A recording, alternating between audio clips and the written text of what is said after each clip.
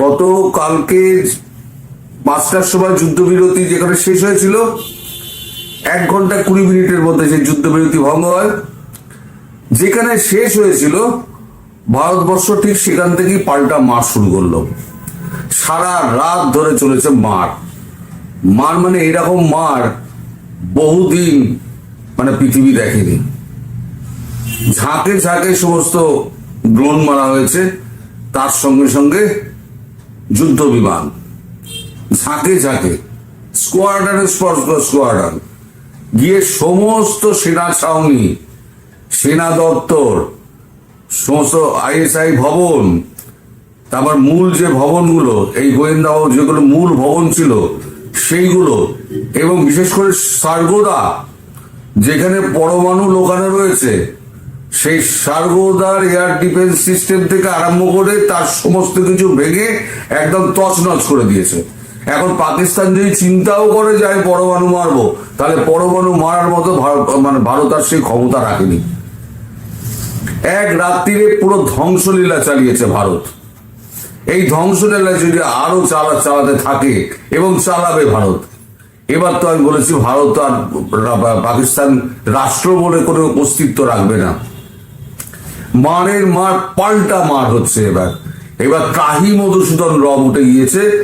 এখন যেটা আমাদের কাগজে কালকে সারা রাতের পর যে সমস্ত খবরাখবর আস্তে আস্তে বেরিয়েছে, এবং ডোনাল্ড ট্রাম্প ভীষণ বিষণ্ণ, তার মুখে এরকম ভাবে ছাই দিয়ে দিল, একেবারে জুতো মেরে দিল শাহবাজ শরীফ, সেই নিয়ে ডোনাল্ড ট্রাম্প ক্ষিপ্ত, এবং তিনি একের পর এক বোমা ছেড়ে যাচ্ছেন টুইটে।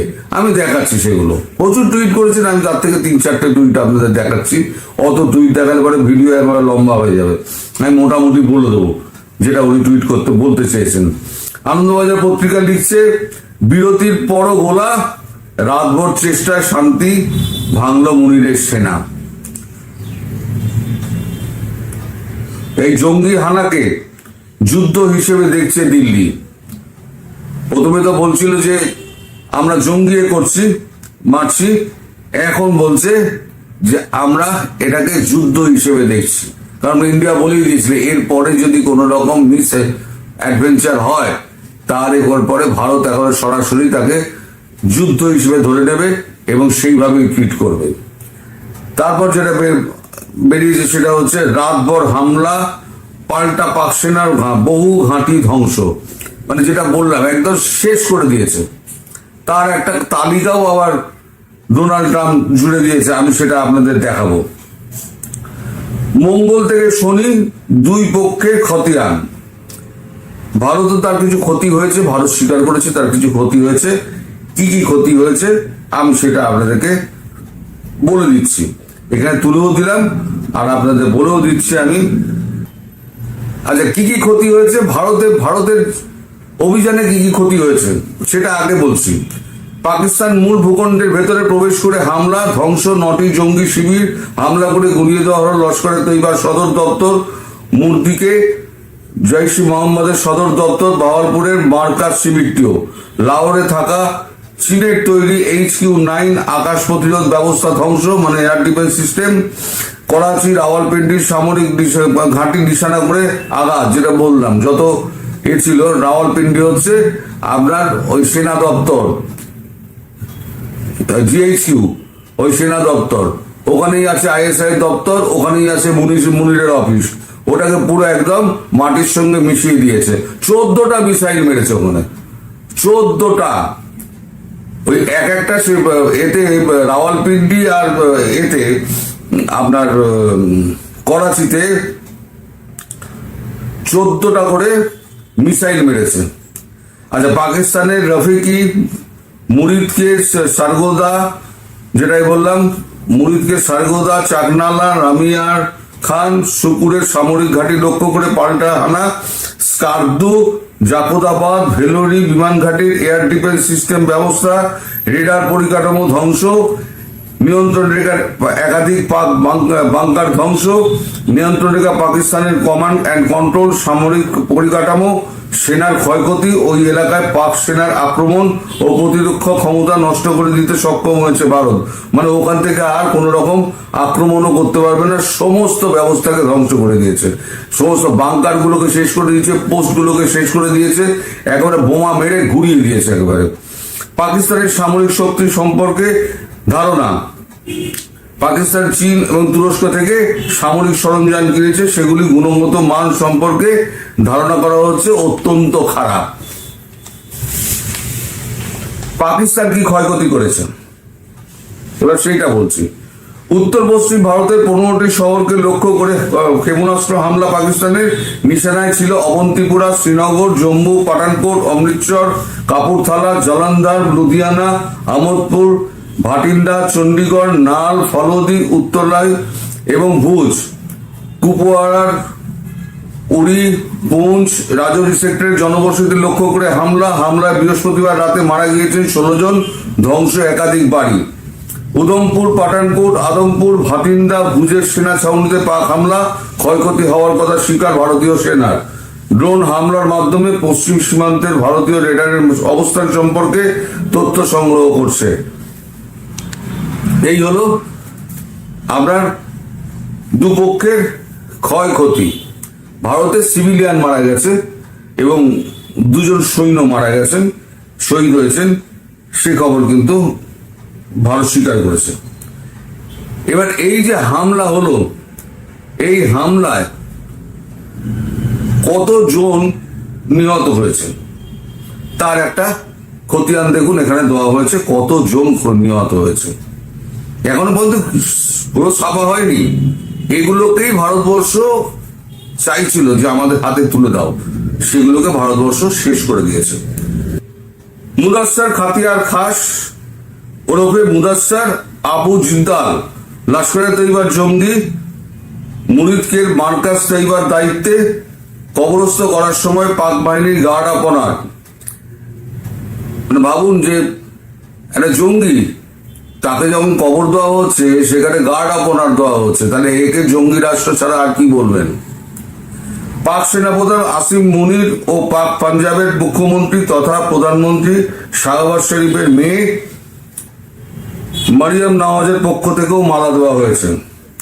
আচ্ছা, সন্ত্রাসবাদী হাফিজ আব্দুল রউফ নিয়ন্ত্রণে থাকা সরকারি স্কুলে জানাজায় নামাজ, উপস্থিত পাক সেনার এক লেফটেন্যান্ট জেনারেল ও পাক পাঞ্জাব পুলিশের আইজি পদমর্যাদার আধিকারিক।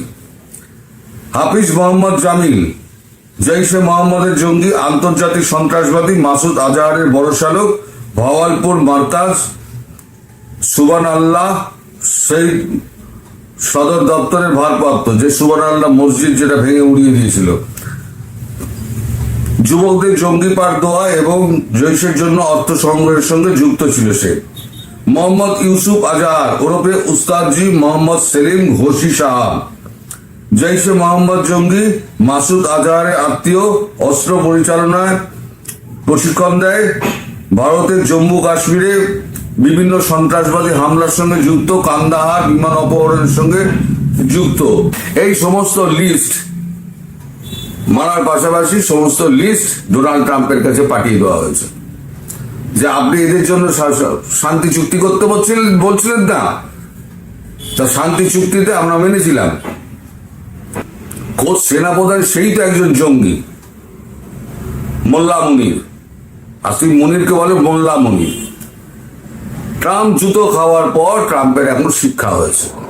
ট্রাম্প একই সঙ্গে দুঃখ পেয়েছে এবং শিক্ষা পেয়েছেন।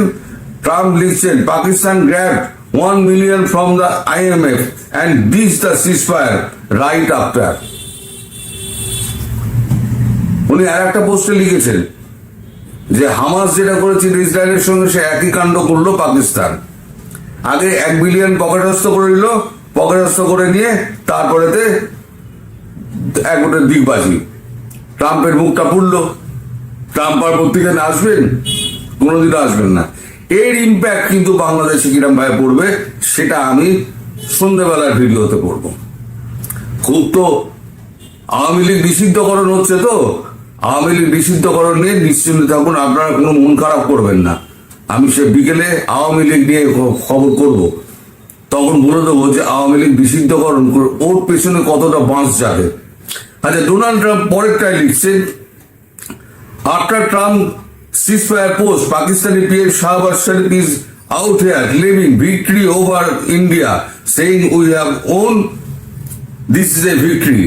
Meanwhile, 12 of their air bases are wiped out, 500 plus drones and jets shut down, and hundreds of terrorists taken out deep inside from their own territory. ওই লিস্টটা পাওয়ার পরে উনি পোস্ট করেছেন, how exactly is what is a win?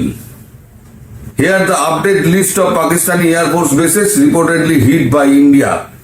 Noor Khan, Chakla, Rafiki, Murid, Shukur, Sialkot, Pasrur, Chunyan, Sargoda,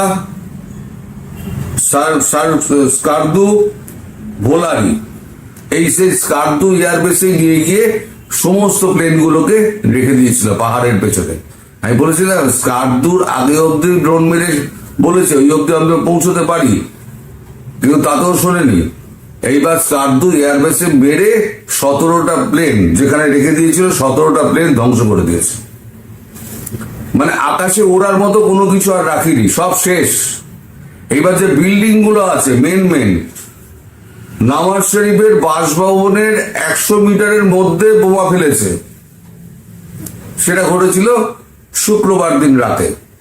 মেসেজটা পৌঁছানো যে 100 মিটারের মধ্যে যদি আমরা বোমা ফেলতে পারি তাহলে পরে তোমার বাড়িতেও বোমা ফেলতে পারি, আর বাড়ির নিচে তুমি বাংকার করে ছুপে আছো, তার ধ্বংসস্তূপটা যখন বাড়ির বাংকারের ওপরে পড়বে ওই বাংকার থেকে আর জীবিত বেরোতে পারবে না।